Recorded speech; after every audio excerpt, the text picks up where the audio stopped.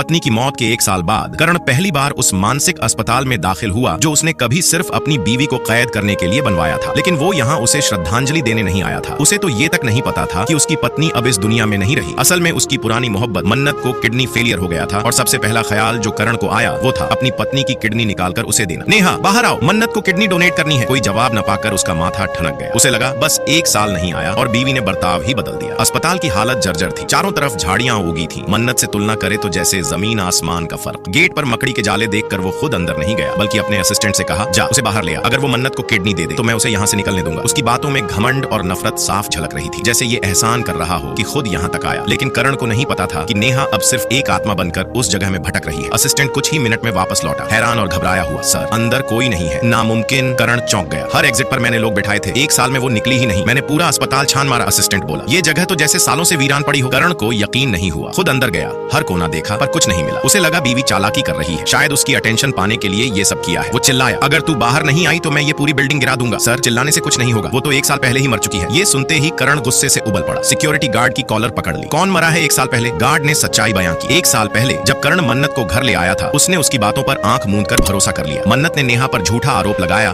कि उसी की वजह से उसका मिसकैरेज हुआ। करण ने बिना सोचे समझे अपनी पत्नी को इस वीराने में फेंक दिया, उस औरत को जिसने उसे कामयाब बनाने में सब कुछ न्यौछावर कर दिया था। मगर मन्नत इतनी पर भी नहीं रुकी। एक दिन जब वो नेहा से मिलने अस्पताल पहुंची तो छत से नीचे धक्का दे दिया। नेहा गंभीर रूप से घायल हो गई थी और इसी दौरान करण फोन पर नेहा से बात कर रहा था बिना ये जाने कि वो आखिरी बार उससे बात कर रहा है। नेहा की आखिरी सांसें चल रही थीं जब उसे नदी में फेंक दिया गया। मछलियों का खाना